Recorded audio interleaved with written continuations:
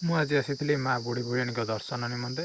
ଦର୍ଶନ ସରିଲା ପରେ ମୁଁ ବସିକରି ଭାବୁଥିଲି ଗୋଟେ କଥା, ବର୍ତ୍ତମାନ ଇଲେକ୍ସନ୍ ଆସିଲେ ସବୁ ସ୍କିମ୍ ସବୁ ଯୋଜନା କଥା ମନେ ପଡ଼େ। ତ ଆଜି ଗୋଟେ କଥା ଦେଖିଲି, ବର୍ତ୍ତମାନ ନବୀନ ପଟ୍ଟନାୟକ ବିଜେଡ଼ିର ସିଏ କହିଲେ ନା ବର୍ତ୍ତମାନ ମୁଁ 100 ୟୁନିଟ୍ ମାଗଣା ବିଜୁଳି ଦେବି।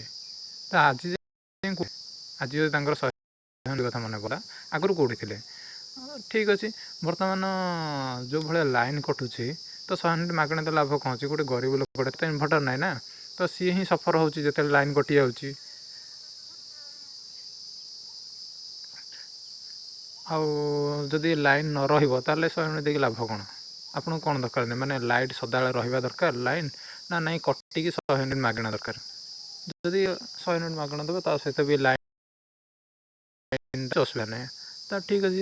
ସେଣ୍ଟ୍ରାଲ୍ ଗଭର୍ଣ୍ଣମେଣ୍ଟ ତାଙ୍କର ମନେ ପଡ଼ିଲା ନା ଧାନର ମାନଟା ମୁଁ 3100 ଟଙ୍କା କରିଦେବି।